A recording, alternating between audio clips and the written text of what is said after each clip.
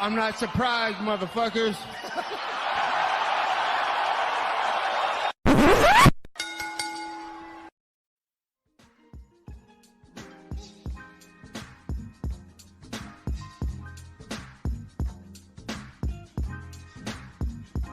What is up, ladies and gentlemen? Welcome back to Courtside Soundoff podcast. Once again, I'm Josh and Angel Ortega. As always, welcome by the one and only man of the hour, too sweet to be sour, future jiu-jitsu world champion. And, hey, look, we're feeling better this week. Still 3-time Super Bowl champion, Angel Ortega. We got a lot of stuff to talk about this week, boys. UFC Vegas 102 went down on Saturday. UFC Seattle going down this Saturday. Bunch of news. We gotta talk about the elephant in the room. Still not in person again this week. In case you guys have not followed this, the Midwest is just getting destroyed right now by snow and ice and all this shit. So once again, filming over the internet, but not a big deal. I mean, we're in high spirits, you know. Still gotta bring you guys a good show. So feeling pretty hyped. But look, before we break into all the action, as always, we are brought to you by a few sponsors of the show. Rogue Energy, ELYXR, and our friends over at BetMGM. Rogue Energy keeps it filled up, whether I'm at home, at the gym, or trekking through a foot of snow, which apparently is happening every single week now in Kansas City. And, they help me get to wherever I need to go to with code SOUNDOFF. Check out all caps when you spell the brand's name for 10% off at checkout. Meanwhile, ELYXR, they're going to get you really high with their Delta 8 products. Also, code SOUNDOFF, all caps when you spell the brand's name. And lastly, our friends over at BetMGM.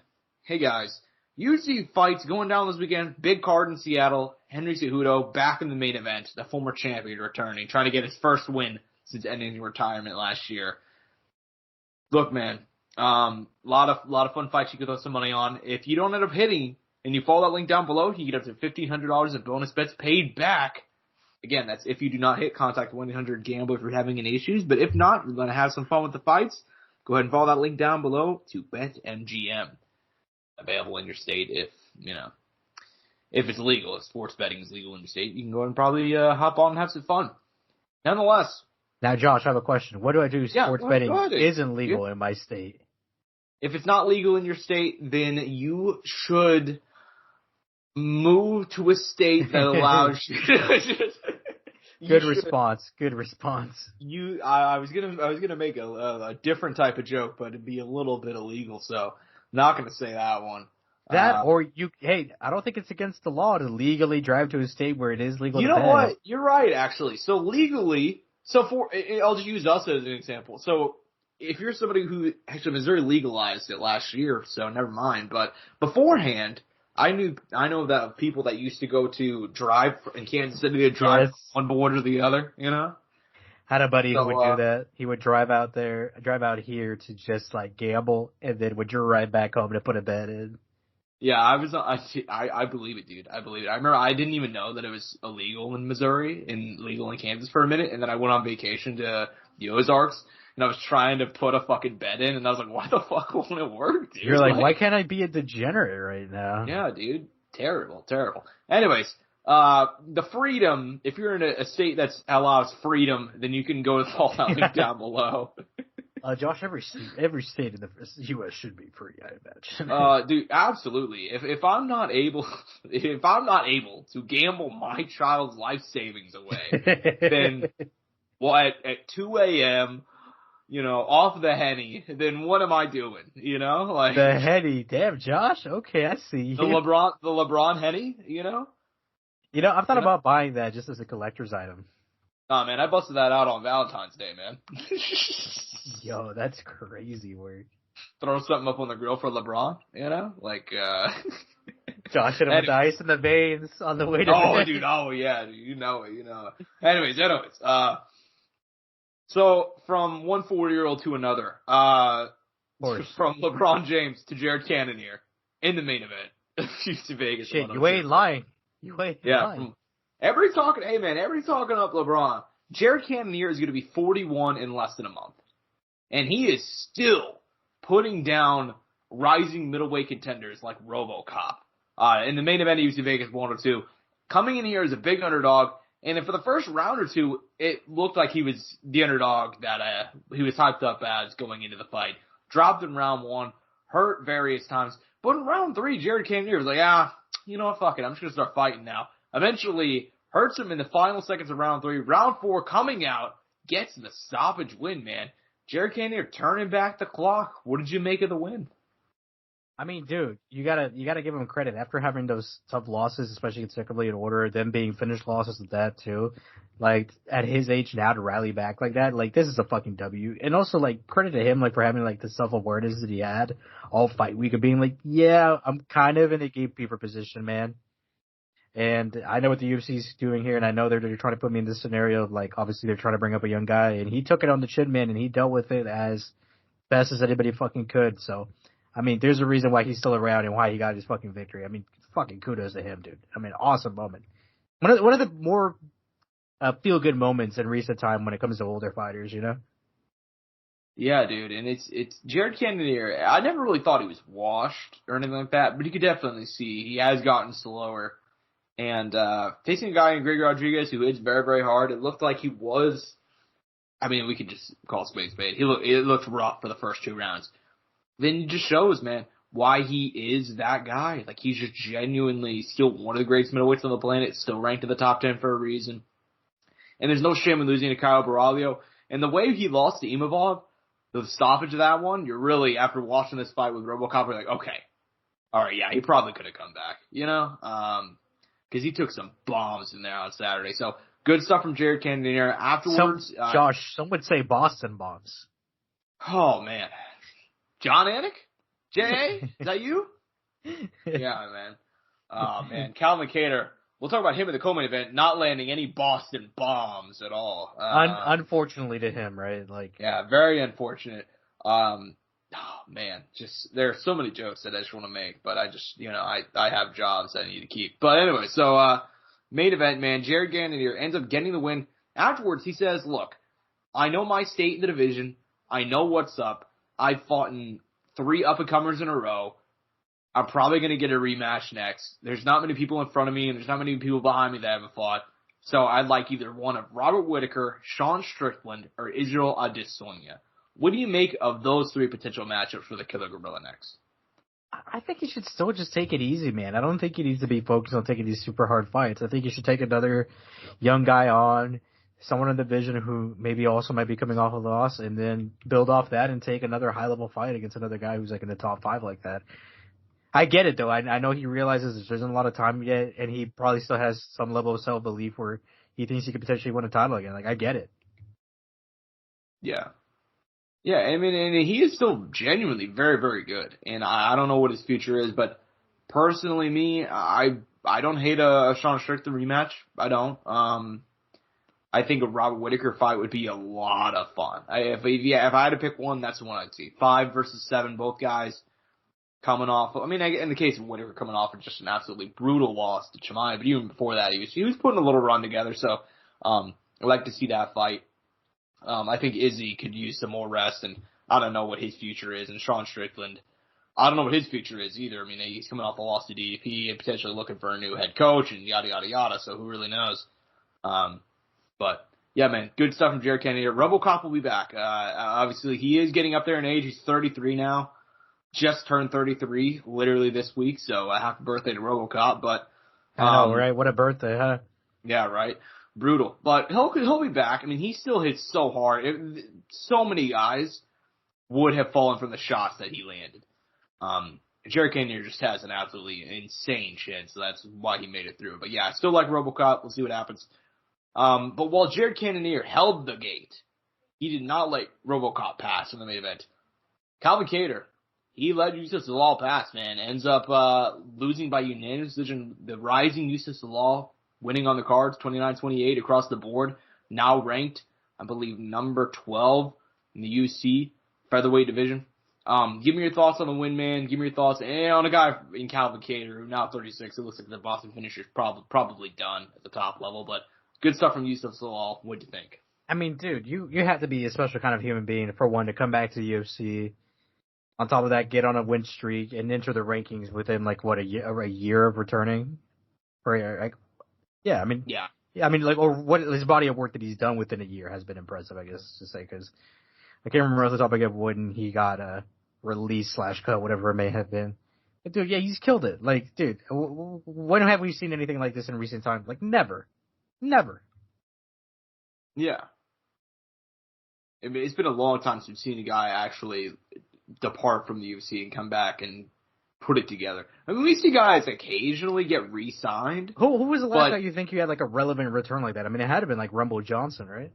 Yeah, I mean, in this type of fashion, because Uses of All is now ranked number 12. I can't think of the last time a guy, like I said, we had guys leave and come back, and like maybe they'll put some fun fights together, maybe, but nothing in as far as being like an actual rank. Like Uses of All looks like he'd be a top 10 guy, you know, and we're not very far away from that. I mean, he's on that track, you know. I mean, good for him.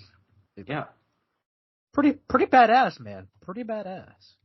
Yeah, for sure, man. So very happy with the win. I didn't see. I feel like it called out somebody after his latest win. Did you see who that was? I feel like he called out a couple names.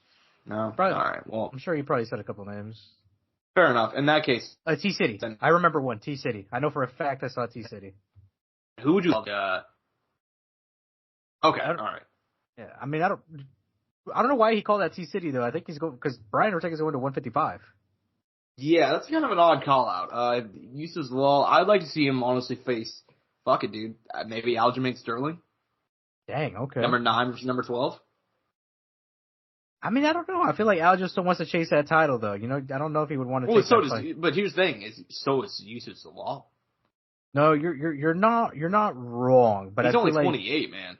No, you're not wrong. But Aljo's like right there for it still. You know what I mean? Despite even having that loss, that kind of like slowed him down. I agree and I disagree because he's ranked number 9. He's not like you and I in our heads. We probably think of it being higher ranked, but like they're only 3 spots away. But no, I agree with what you're not wrong. But what I'm saying is like I think Aljo's more capable of getting right now a high profile fight with his status opposed to like a Yusuf Zalal right now. Fair enough. Yeah, fair enough. Yeah, I don't know. We'll see. I mean, I wouldn't mind him facing Josh Emmett either or somebody like that. I don't know. Regardless, the future is bright for the young Yusuf Zalal. Calvin Kattar on the opposite end. Fun guy, and it looks like we've reached our ceiling. You know, we've already had all the great moments we're gonna have with this guy, which sucks, but I mean he's 30. He's a month away from being 37. We'll see what he does next. As far as the rest of this card, UFC Vegas 102, there were actually some good highlights, man. I don't know what to say about this kid now. He's basically just a one-round wonder, and there's worse things you could be in the UFC, but Edmund Shabazian, man, I mean, this kid, you look up his record. If you're in the first round with him, you're fucked. Yeah, that's it. But if you can get out of that first round, you're probably going to finish him in the second or the third. Is he the best first-round fighter, dude? Like, he very well might be. He knocked out Dylan Budka on Saturday inside of 1 round. Great stoppage win by him. Dude, he's only 27, too. Yeah, it's weird. I really think they obviously pushed him too much too soon. I'm intrigued to see what he can do in the future, man. I still think he's clearly talented. There's clearly a lot of talent there, and now he's at Extreme Couture. You know, like with the right coach, man. With the right coach, you got to say the right coach, and I don't care what anybody says. I know that he's getting a lot of shit right now. Eric Nixick might be the best coach in MMA right now. He might be the best in the game. I mean, Josh. James Krause never retired. No, I just had to say it. I just had to. Well, I mean, James, maybe, you know, I don't even.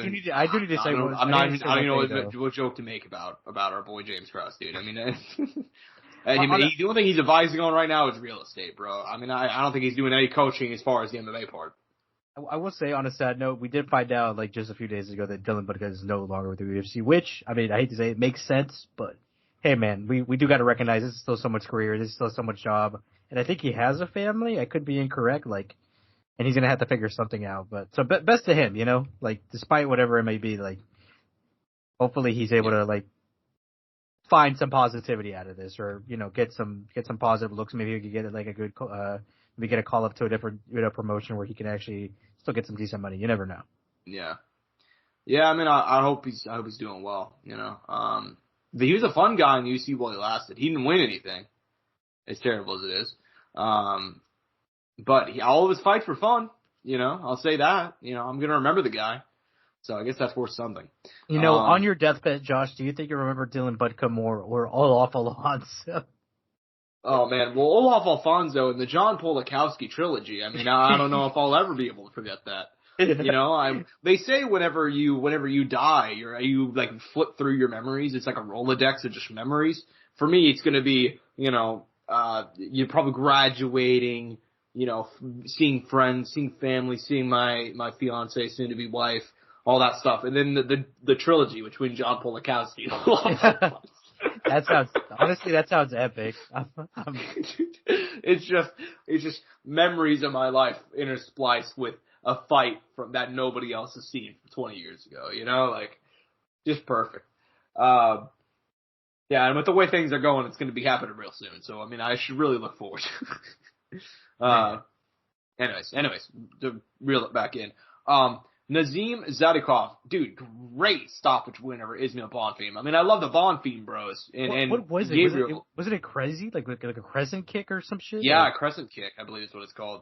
Yeah, great shit from him, man. And it's one of those two where, like, dude, I mean, that shit landed full. You could not land that more flush than what he landed it, So props to Bonfim for making it out of the round, but yeah, dude, that was absolutely brutal. Rest of the card, I mean, we had Andre Petrovsky pick up a win over Rodolfo Vieira, and then he calls out. By the way, he was a big underdog. Did you see that? I did, which was surprising.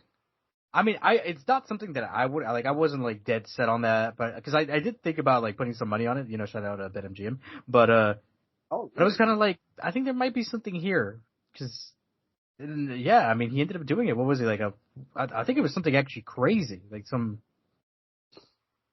Yeah. No, I mean, he looked good, man. He looked trying good. to find it.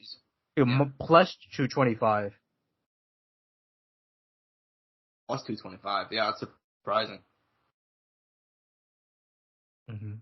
Yeah, man, he looked good. Petrosky's a guy that I still don't really know how I feel about him, honestly. I don't know if he'll ever be top 15, but he's found a way to make himself interesting.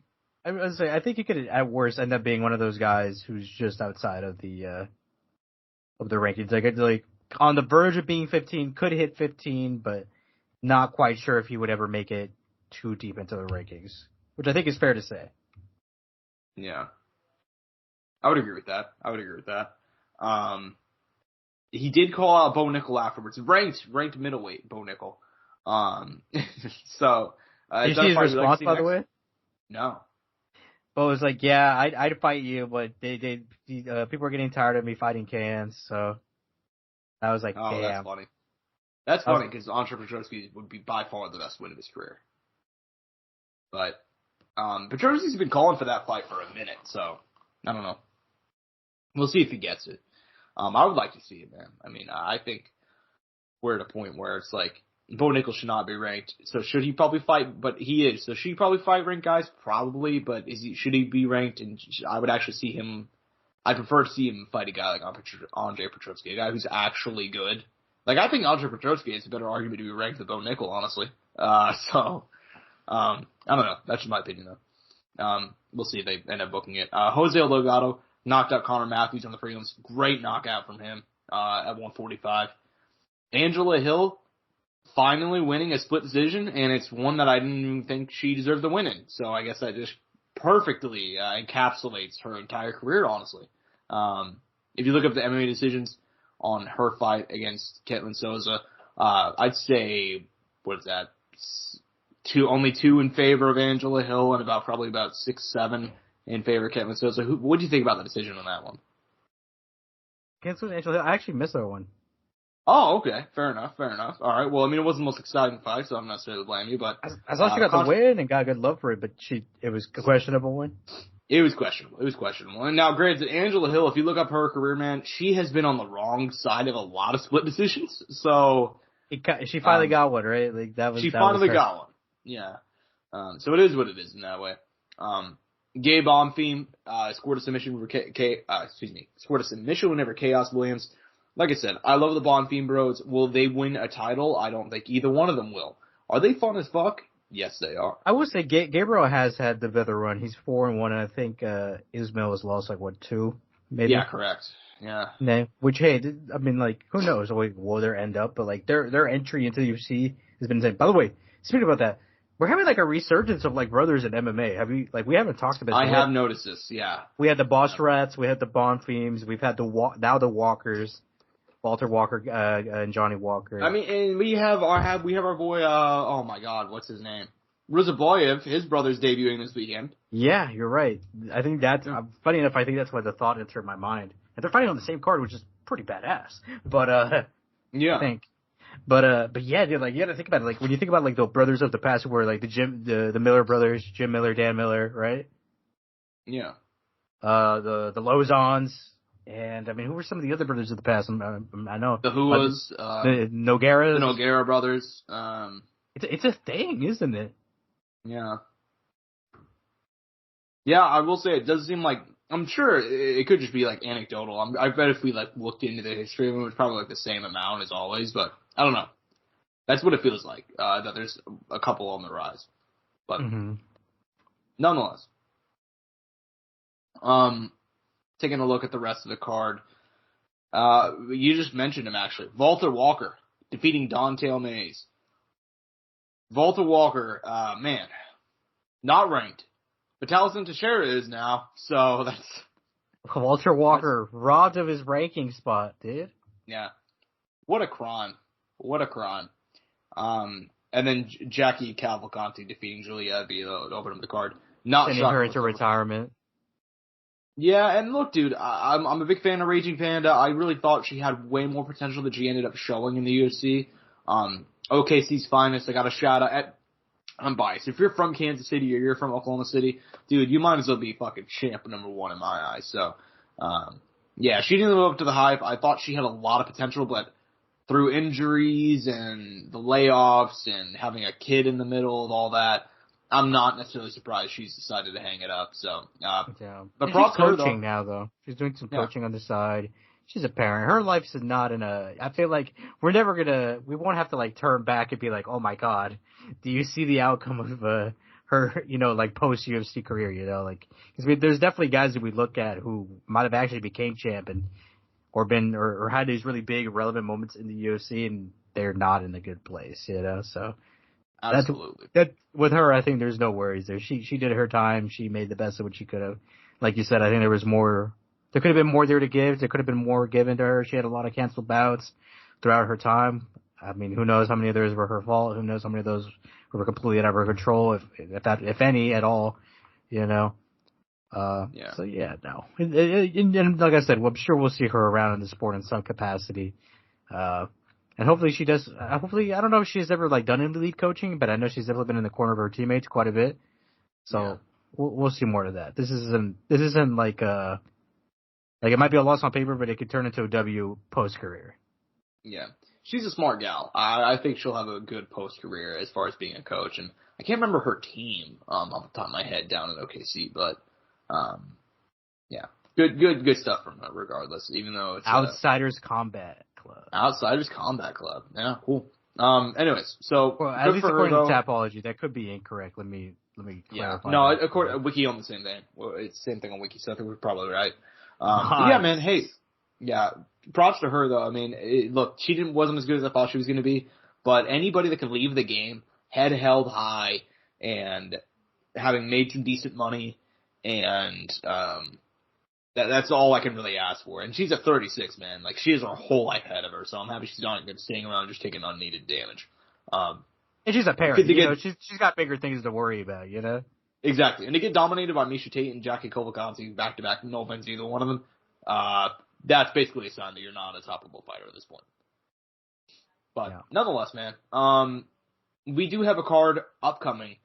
I actually have a couple big fights. Not only on this card, we have another big fight card, which we'll preview afterwards. It's a boxing one. Nonetheless, the UFC, they are heading to Seattle, Washington. By the way, do they have a moniker? Huh? Does Seattle have a moniker, or Washington at all? They have the show me stay, obviously you could call it the I'm Sunfire. 99% sure there's something for Seattle. I just don't know what it is. Because this is going to sound really mean. I don't give a shit about Seattle. It's just not a place I've had any interest in looking into or going. Because from what I know of it, it's very rainy and it's very depressing. And it makes sense whenever you look at the 90s. I got it, Josh. Emerald City. Oh, or the Rainy City. The Rainy City, you're right. I've heard both of those. Yeah, you got me. Yeah. Well, also known as Gotham these days. No, I'm just kidding. Oh, jeez. Yeah, it's not that bad. But oh yeah, sorry, we're not talking about Chicago here. Yeah, fuck Chicago. I can't repeat it, but that song lyric just came through me, Chicago, and I'm not gonna repeat the rest of it. But you know what I'm talking about. Yeah, that's a smart call. Smart call. Yeah, dude. Seattle, very depressing place. It makes sense why you see like in the 90s you had all those grunge bands like your Nirvana and shit, and they all came out of Seattle. And then anytime I look at it, it's like, oh yeah, that makes sense. Very depressing place. Nonetheless though, not a depressing card on Saturday night. Not a depressing card, and it started any Seattleans. I might have just pissed off. I live in Kansas City, and we have our own issues. All right. Nonetheless, I said at the top of the show, Triple C is back. Henry Cejudo, 38 years old. Just turned 38 this past week, actually. So, happy birthday to Triple C, I guess. Nonetheless, in the main event, he has not won since his retirement fight with Dom Cruz back in May of 2020. Whenever he looked sensational. I mean, he looked so good in that fight, and then he retired afterwards. And it's like, okay, well, fuck. And the funniest thing too is everybody knew he was going to come back. Well, he did. Almost 3 years to the day that he retired, he came back. He fought Aljo for the gold, May 2023. Suffered a split decision loss. Shouldn't have been a split, in my opinion. But nonetheless, suffered a split decision loss.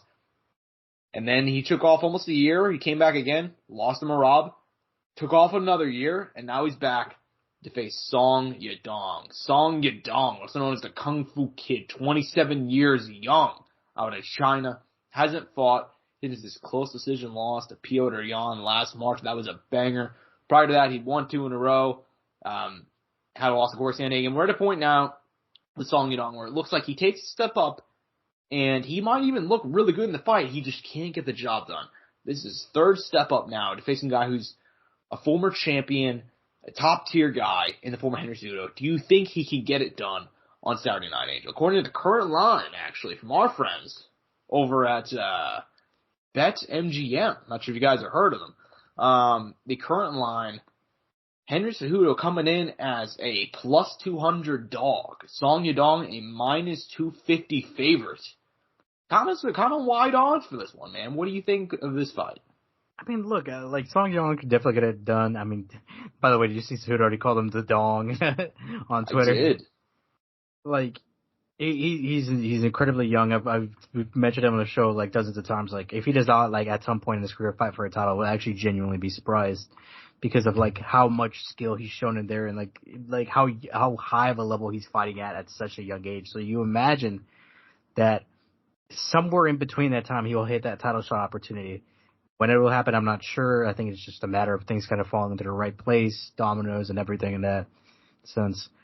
But I don't know, man. I think those odds might be a little off. I think Triple C has still stuff left there in the tank. I don't think he's that gone out. I mean, the guy is, for one, a very science-based fighter. He's always pushing himself in the sense of wanting to have better preparation. Doing, you see people go out there to do their camps now, and you see working with the Pitbull brothers, who are obviously a little bit on the older end, but still showing a very high level even at this advanced age.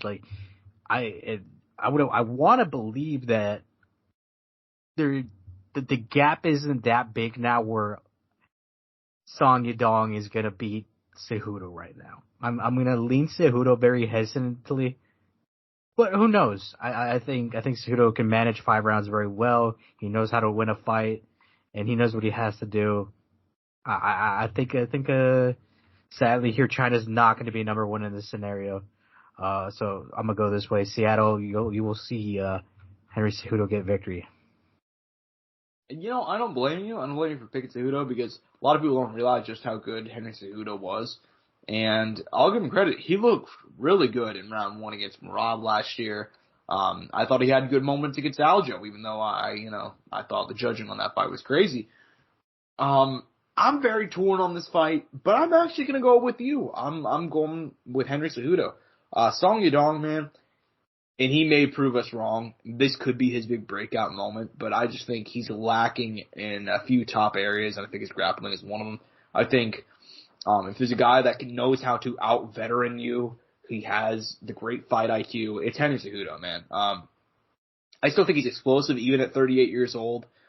His cardio may be a little bit of a question mark. I thought he slowed down a little bit against Aljo. He definitely slowed down against Merab, but how much can you really take away from, that sort of thing when you're fighting Merab Dubois, really? Sung is a high output guy. He hits very, very hard. But I think Cejudo, he's going to be able to use the grappling. I think he's fought 5 rounds more than Song Yadong. And yeah, man, I just like Cejudo in this spot. And I think there's a reason why he took this fight. He could have fought a lot of different guys. In fact, they wanted to put him against Dom Cruz on this card, but he's like, nah, man, there's something about that Song Yadong matchup. And he said right after it got announced, like, yeah, man, I've already found a lot of holes in his game. And I believe him. Like, he's genuinely one of the fight IQ-wise, one of the best guys in the game. I mean, there's a reason why whenever he was like the head coach of Fight Ready for like 2 or 3 years there, and people were everybody was going to it, from John to Wei Li, just champions that were being molded by Cejudo. Even though he's older now, he still has that ability and he still has the mind for the game, and I think he's going to pull off the win on Saturday night. It's not going to be easy fighting a guy who's 11 years younger than him and so on and so forth, but I think he gets the job done. Nonetheless, love that main event. Love this co-main event too. Brendan Allen, man, all in, 29 years old now. He had that incredible run from 2022 up until last September where he was just beating, well, everybody. I mean, finishing everybody too. Sam Alvey, Christoph Jocko, Andre Muniz, Bruno Silva, Paul Craig, and then he beat Chris Curtis by split decision. That was a little bit controversial. He had that winning streak halted by Nasruddin Imavov in September, but look, dude, he looked good in that fight too, even barring the loss, and there's no shame in losing to Imavov now, man, especially with the way he's been performing as of late. Anthony Hernandez, though, kind of on his own run, man. He debuted, obviously, in the UFC back in February of 2019. He lost to Marcus Perez. He had a loss to Kevin Holland not too long after that, kind of got a little bit of a middling guy. But ever since he submitted to Rodolfo Vieira in February 2021, he's just been on an incredible run. Beat Josh Frumt, beat Marc-Andre Barriault, Edmund Shahbazyan, Roman Kopylov, and then knocked out Michel Pereira in October in his first UFC headliner in an Apex show. Current line for this one, Anthony Hernandez coming in here as minus 300 favorite. Brendan Allen returning as a plus 240. Man, what do you make of this co-main event, man? I mean, for one, this fight's already happened, Josh. Right? I don't know if you mentioned that there, but this fight. Oh my God, you're right. I didn't even mention the LFA fight. Oh my God, what am I doing? These guys fought in a 5-round main event in the LFA, title on the line. These guys have history here, dude. This fight is hot. I don't think there's any animosity here or anything. Both these guys seem like genuinely good dudes. They seem like they're just on their grind, trying to do their thing. But this fight's already fucking happened. Back in 2018, it's been decent while now, but and now we made it into the big leagues, baby. And it's crazy because not too long after that, Anthony Fluffy Hernandez, who became victorious in that 5-round fight, got signed to the UFC, made his debut against he fought on the Contender. Sadly, he tested for the ganja. And it was a no contest, but the UFC did not give a fuck. They still signed him, and he fought a few months later at the start of the following year and lost to Marcus Perez. But we don't got to go down that whole storyline. This fight, by the way, recently I went back and rewatched this fight. I mean, dude, I think it'll probably be about the same, and it's kind of been like the typical Fluffy Hernandez run. A lot of cardio, a lot of output, sticking in it for 5 rounds. Mm-hmm. And he can grapple. He's going to be in there with Brendan Allen. He's a live dog. I mean, yeah, no, I'm tired. I have doubted Fluffy Hernandez during his whole run. Even now, I still have doubts that I'm picking him, and I'm probably going to be the asshole who's going to fuck this up for everybody. I think Fluffy's going to get this one done, Josh. I think he's going to be all in Allen this Saturday night. I like that. I'm pissed I didn't mention the LFA fight. Yeah, if you guys didn't know that one, Anthony Hernandez beats Brendan Allen by unanimous decision back in 2018 in what does that say? Lake Charles, Louisiana. So now here they are fighting in Seattle. Coleman, it's kind of cool, man. It's actually really sick when you put it in that context. Like, these guys are fighting on the regional scene now, not even, 7 years later, here they are. UFC co-main event, two both ranked guys.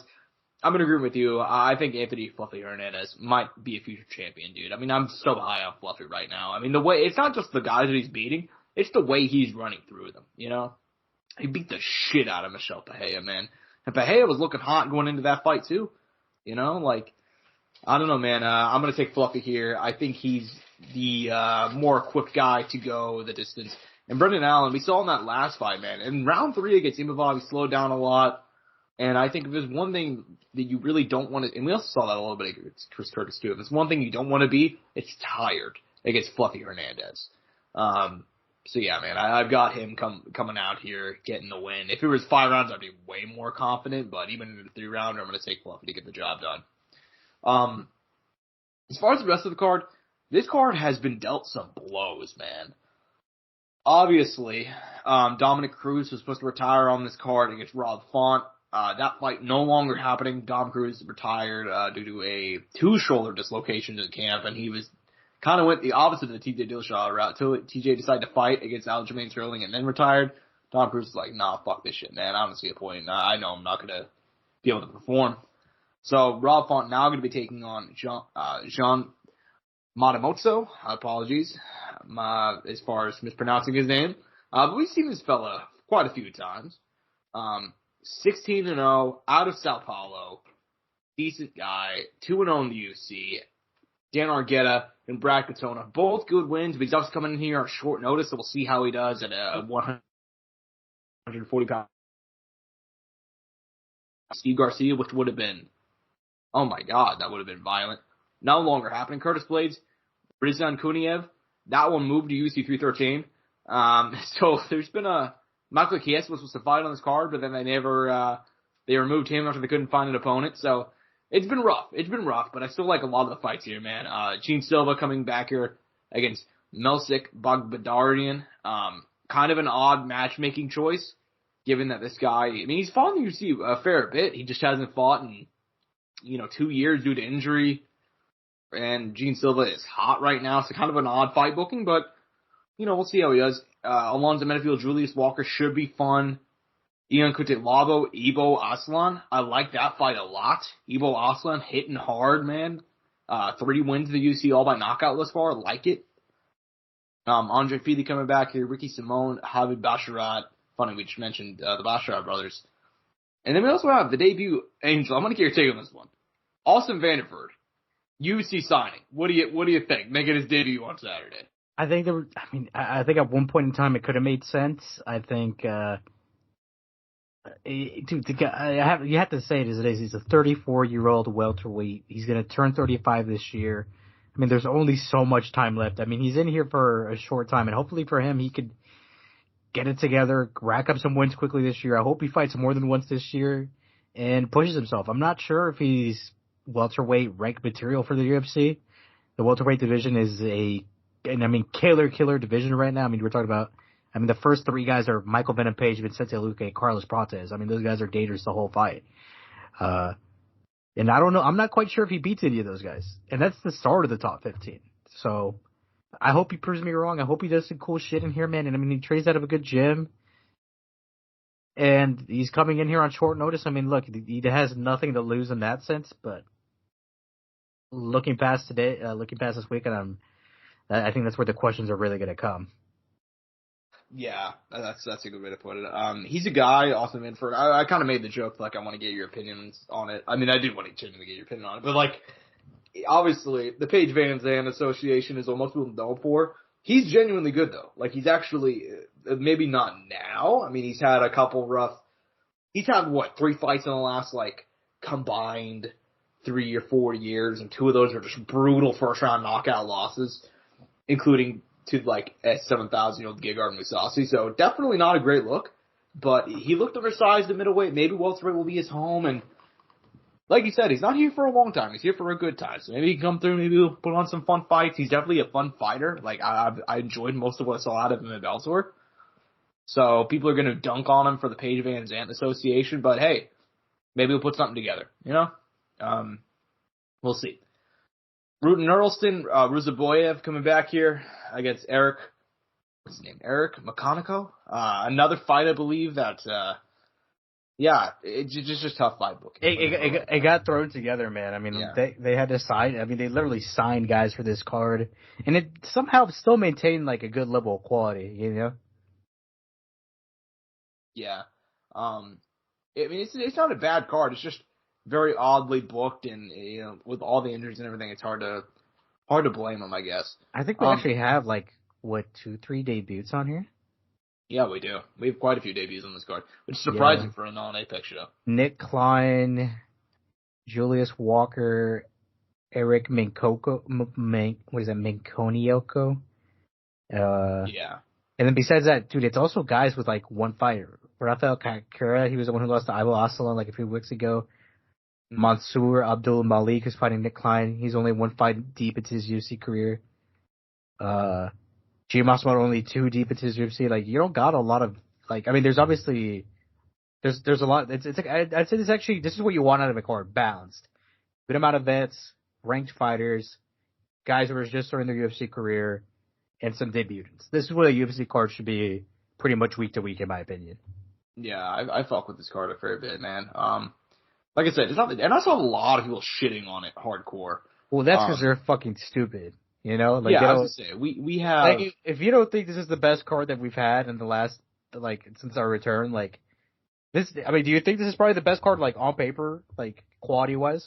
Fight night-wise? Absolutely, yeah.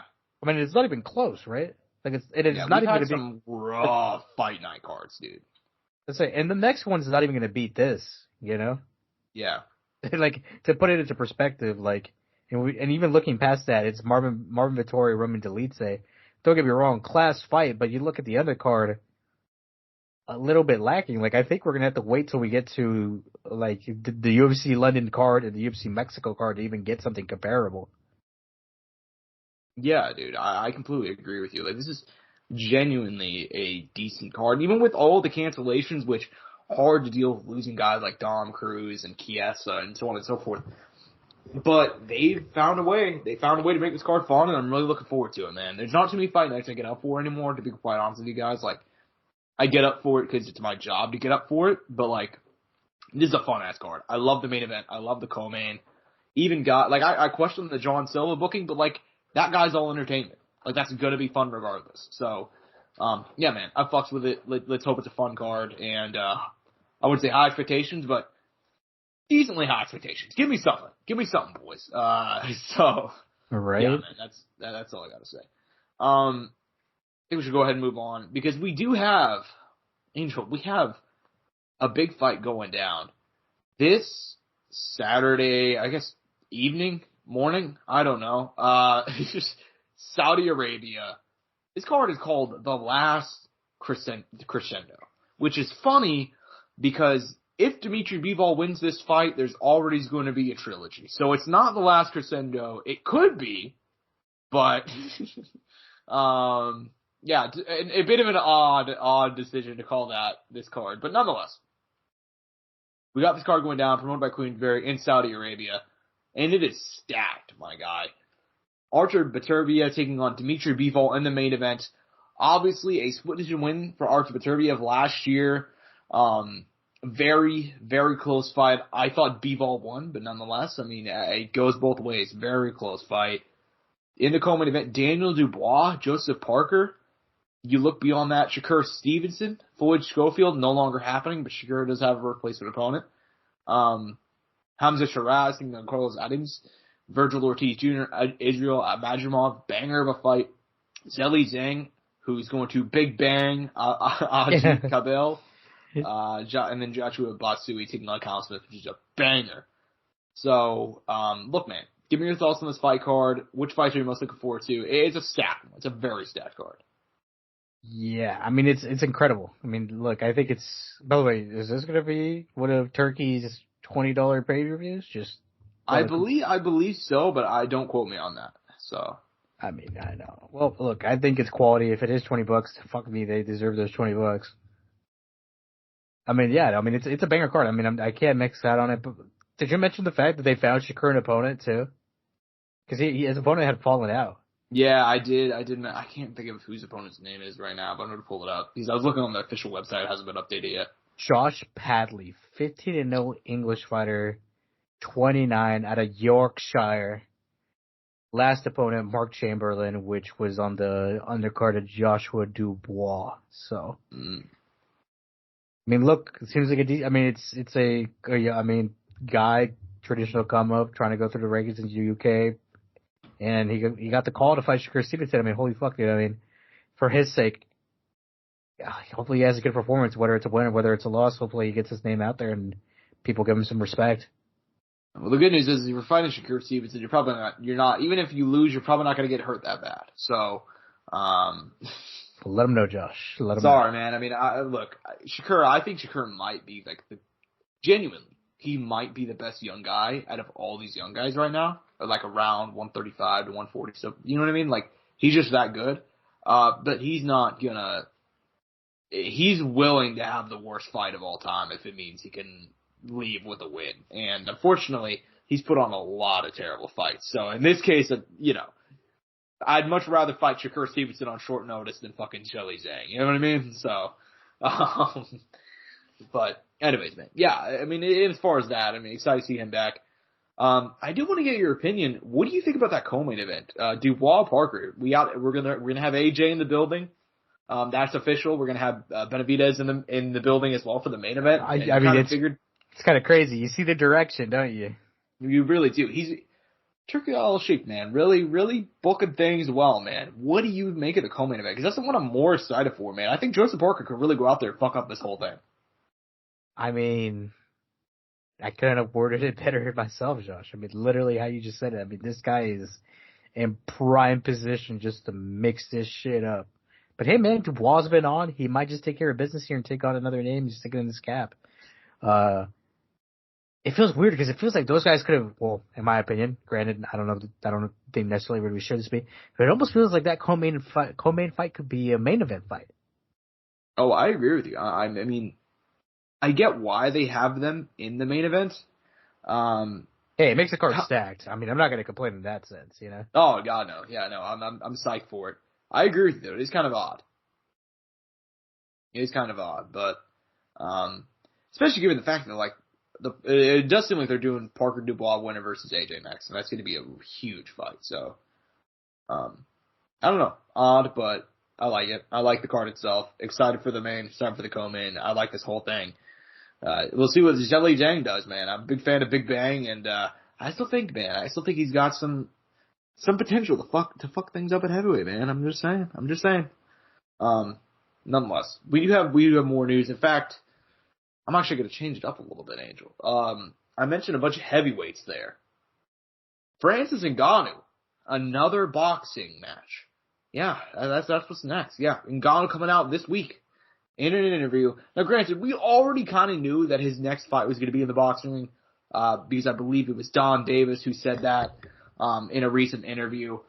Don apparently also holding back guys like Aaron Pico from fighting, but, you know, hey, nonetheless, he's going to let Ngannou go have a boxing match.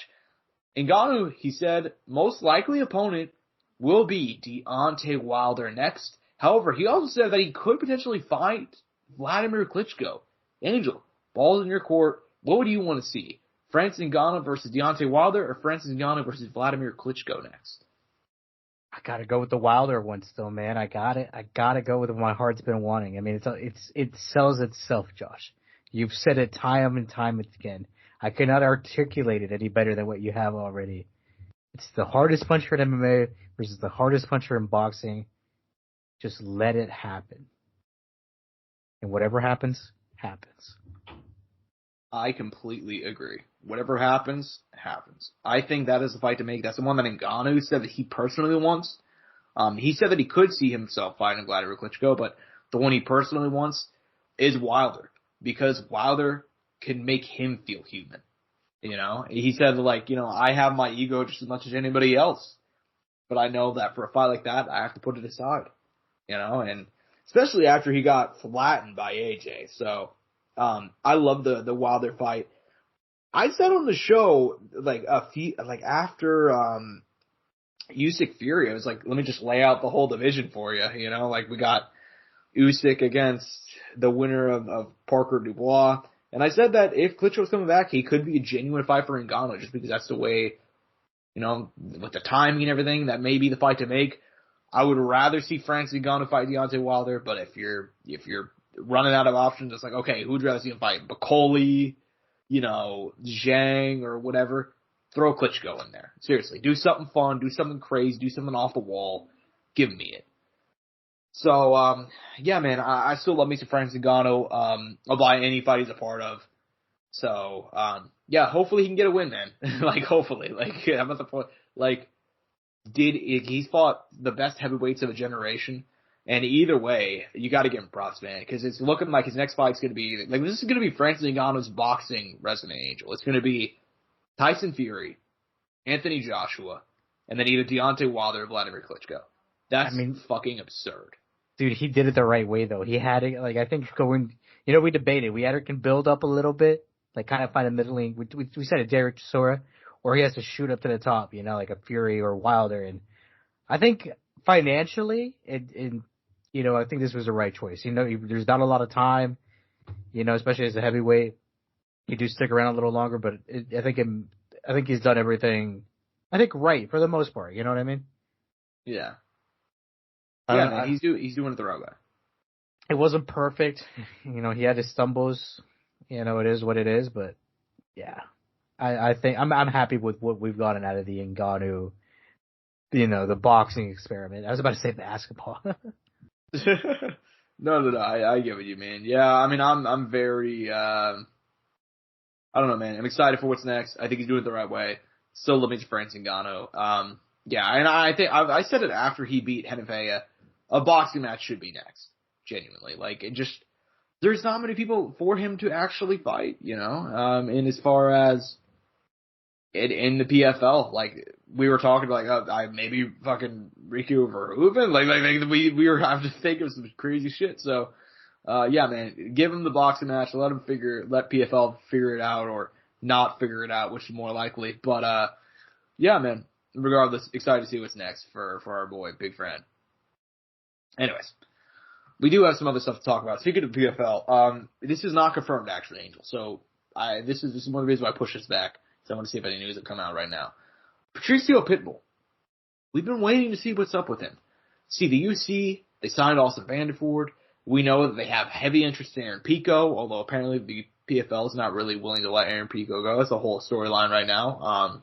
We don't have nearly as much detail about that, so I didn't really see much of a point talking about it as far as the whole section. But nonetheless, Patricio Pitbull is an unrestricted free agent. He said he wants to go to the UFC. He said he wants to fight Max Holloway. He said he wants to fight all these big names that he's been, linked to for years now. Well, came out this morning. The report emerged that he has joined the UFC. However, Angel, it's already been denied. Yeah, by the team here too. Yeah, follow-up report from Guilherme Cruz, one of the best in the game, saying that there have been talks, but not confirmed as of now. But it does look like the two are inching closer to a deal. I'll throw it to you. It looks like he is going to get signed. We know there have been talks. Who do you want to see him fight in his UFC debut if it does happen? Look, there's not a lot of time. So off the rip, we got to go Volkanovski, Diego Lopez, Yair Rodriguez, Arnold Allen. Those are somewhat top. Actually, I'd argue top 8 only and above. When he gets to negotiate, top 8 only and above. So that would be Josh Emmett, Arnold Allen, Brad Ortega, Yair Rodriguez, Mo Zerbolev, Diego Lopez, Max Holloway, Volkanovski.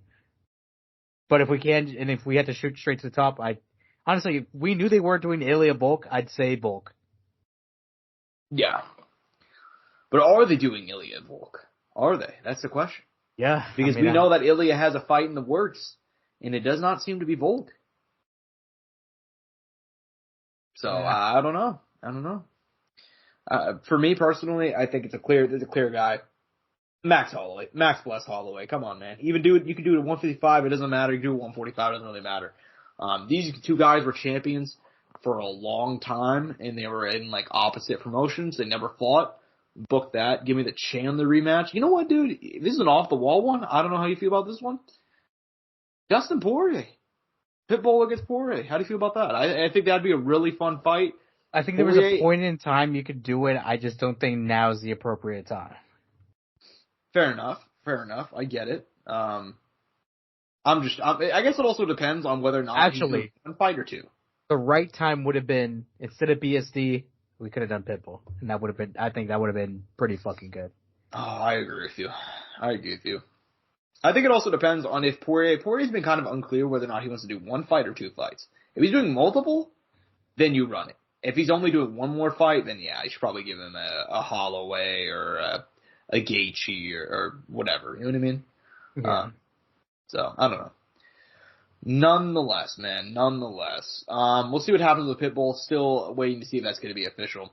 But you know what is official? Anthony Lionheart Smith is now 36 years old, and he will be retiring from mixed martial arts April in Kansas City. Yes, officially, UFC Kansas City happening again. They're going to come back this April for the first time since last April. They had 2 years off. No main event official, not a lot of fights announced, but one that will be happening is Anthony Smith in his retirement fight against Zhang Minyang. What do you think about Lionheart hanging it up against a guy who's not ranked, but you know, a fun guy? He scored a couple of UFC wins already. What do you think, man? I mean, look, they don't want to give him like a obviously, you know how the UFC is. We don't do any tune-up fights or nothing like that, but they're giving him a fun competitive opponent, and they're doing it out in the Midwest, and he's from where's he from originally? Nebraska. Yeah. So look, and if they're not going to do it in Omaha, close place to do it too, that people could travel to in a reasonable amount of time, Kansas City.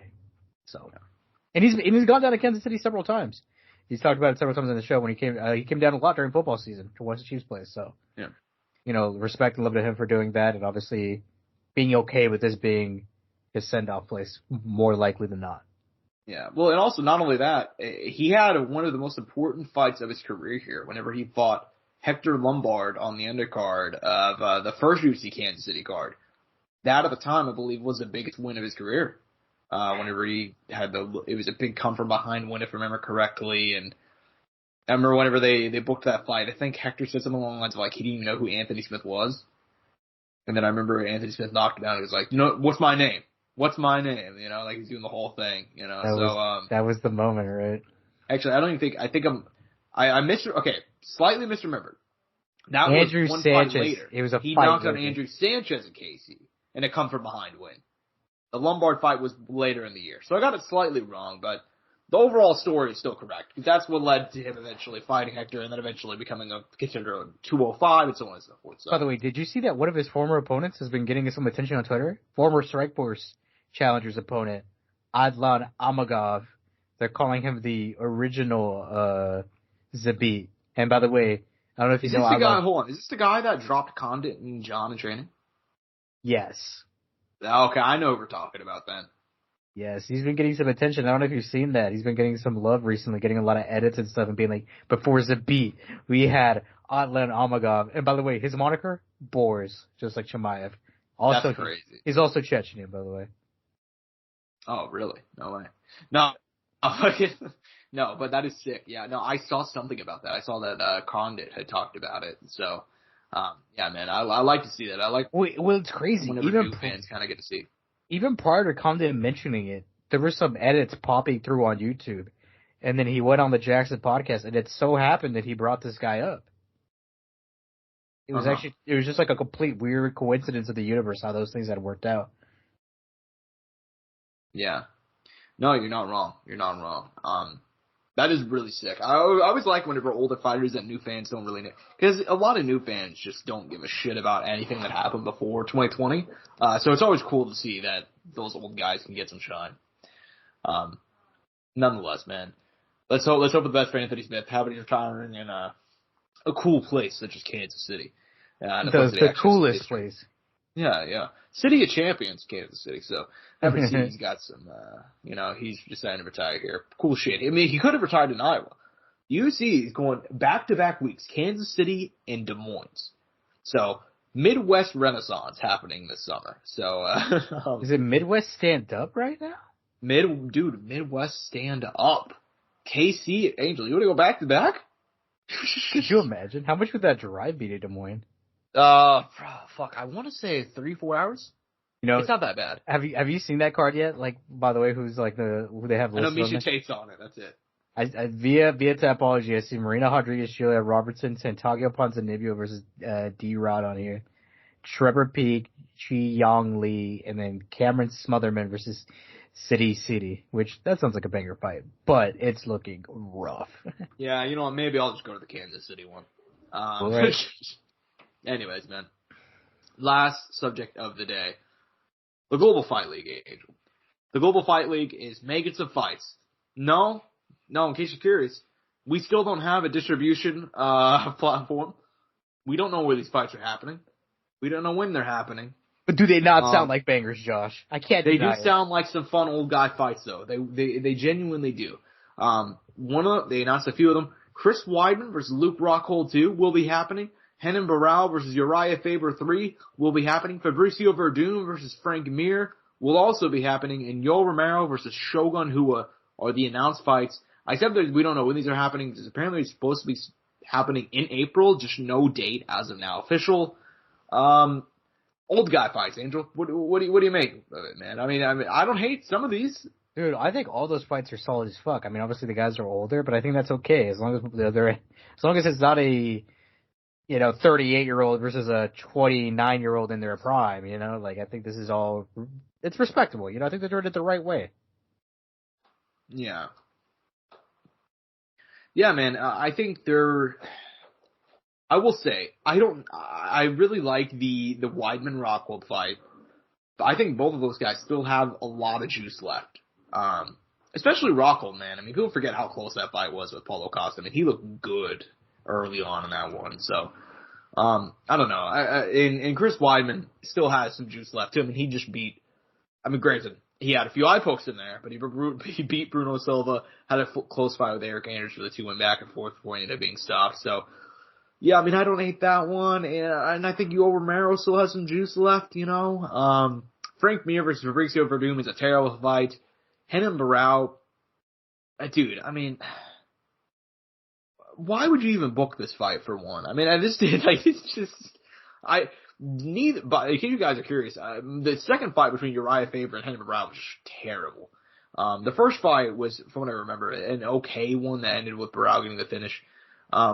I don't know anybody was asking for a trilogy here. I feel like they could have done some better stuff with Uriah Faber, specifically, because I think he's another guy that still has some juice left. At least based on what we've seen in a couple of grappling comps we've seen of him, still in great shape. And I don't know. I don't like that fight, but like I said, I like Chris Weidman versus Luke Rockhold too. I think Yoel still has some juice left. But yeah, I mean, we'll see how they all play out. You know what I mean? Like we'll see how far gone all these guys are once they get in there. You know what I mean?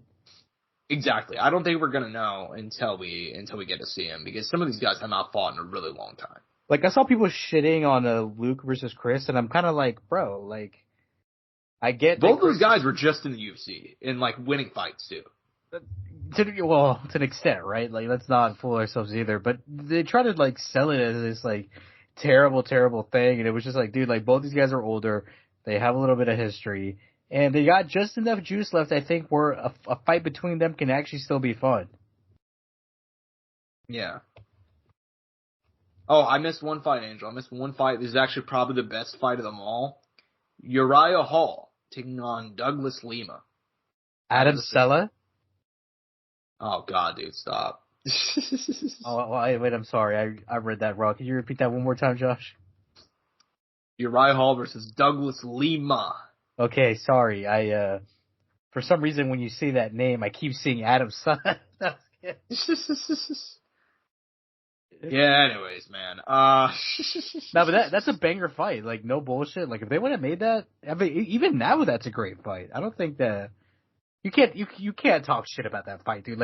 I'll tell you, dude. Fight fans aren't real. I already had this whole fucking shit. I might go off on the show now, Josh. I might have a crash out live on air right now. Oh shit. Okay. But, dude, no, you could not tell me that even now at Uriah Hall is 40 years of age, that Douglas Lima versus Uriah Hall is actually not a good fight at 185.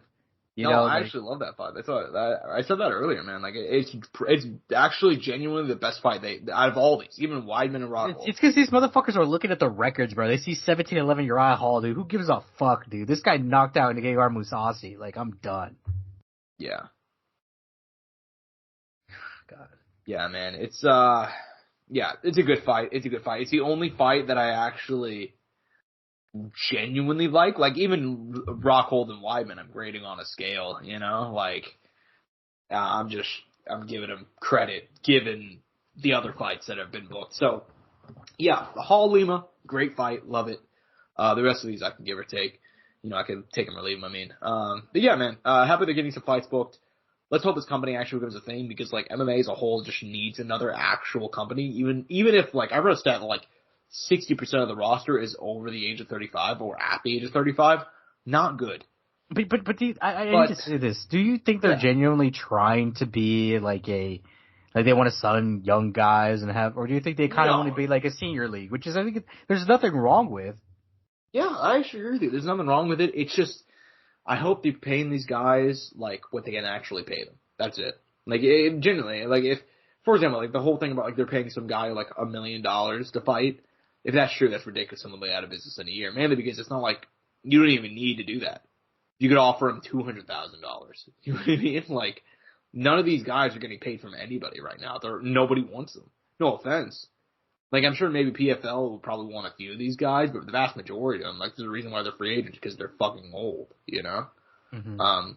And if they're paying them crazy money, then they're not going to last. But, like I said, I don't hate some of these fights, and I think there is a place for a senior league in MMA, and that's kind of what, remember back in 2020, whenever Tyson fought Roy Jones, he was like, yeah, I want to make a senior league for boxing. I remember at the time everybody shit on that, and I'm like, well, I don't know, man. Like, if they're genuinely still in decent enough shape and they want to fight other old guys and make money off it, I'll watch it. Genuinely. Like, it's not like they're fighting some young buck. Like, I don't need Shogun. I'm cool with Shogun Hua versus Yoel Romero.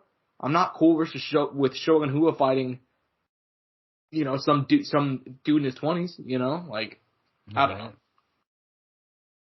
Anyways, that's my thoughts on it. Anything else we want to talk about before we go ahead and bounce out of here, man? No, man, I think that's it. But no, I don't think you could have worded it any better. Like, we don't need to see these older legends who clearly just don't have as much as they did at one point getting shafted by these 20-year-old guys who are on the rise, Yeah.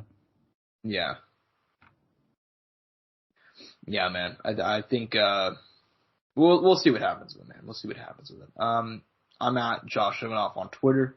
He's at Angel Ortega _01 at Courtside Sound for all things relating to the show. Hope you guys enjoyed, man. Really hope you guys enjoyed. Obviously, we've had a little bit of a shitty, out of our control type issues with the weather and everything happening lately. We should be back in a week, though. It's a regular scheduled in-person Exactly. pod. I mean, God willing, fingers crossed, knock on wood, all that stuff. But, because this shit is ridiculous. I mean, Jesus Christ. Like, it's just... And it'll be just in time. Like, we got Amablayev versus Manoa Cape next week, and literally the week right after we got Poatan versus Uncle Live. So we're gonna come back to some really good MMA, but the co-main. Let me not understand that Gaethje versus Dan Hooker. So we'll be fine. We'll be fine. We'll come back to some shit. We'll be chill. We'll be good. Hope you guys enjoyed this episode, though. That's all from us. Peace.